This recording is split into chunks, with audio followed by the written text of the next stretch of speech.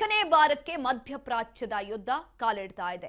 ಯುದ್ಧದಿಂದಾಗಿ ವಿಮಾನಯಾನ ಸಂಸ್ಥೆಗಳಿಗೂ ಕೂಡ ಹೊಡೆತ ಬಿದ್ದಿದೆ.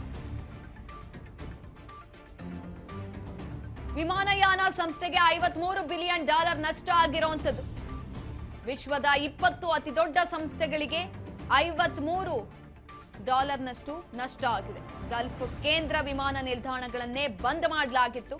ವಿಮಾನಯಾನ ಟಿಕೆಟ್ಗಳಲ್ಲಿ ಹೆಚ್ಚಳದ ಸಾಧ್ಯತೆ ಕೂಡ ಇದೆ. ಯುದ್ಧದಿಂದಾಗಿ ವಿಮಾನಯಾನ ಸಂಸ್ಥೆಗಳಿಗೆ ಹೊಡೆತ ಕೂಡ ಬಿದ್ದಿದೆ.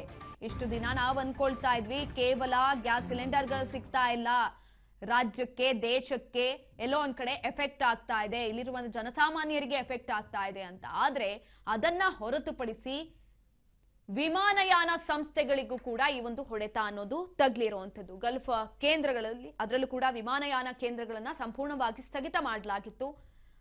ಪ್ರಯಾಣ ಮಾಡೋದು ಕೂಡ ಆಗ್ತಾ ಇರಲಿಲ್ಲ, ಹಾಗಾಗಿ ಟಿಕೆಟ್ಗಳು ಸೇಲ್ ಆಗಿರಲಿಲ್ಲ. ಈ ಸಂದರ್ಭದಲ್ಲಿ ಎಲ್ಲೋ ಒಂದ್ ಕಡೆ ವಿಮಾನಯಾನ ಸಂಸ್ಥೆಗಳಿಗೂ ಕೂಡ ಹೊಡೆತ ಬಿದ್ದಿರುವಂತದ್ದು.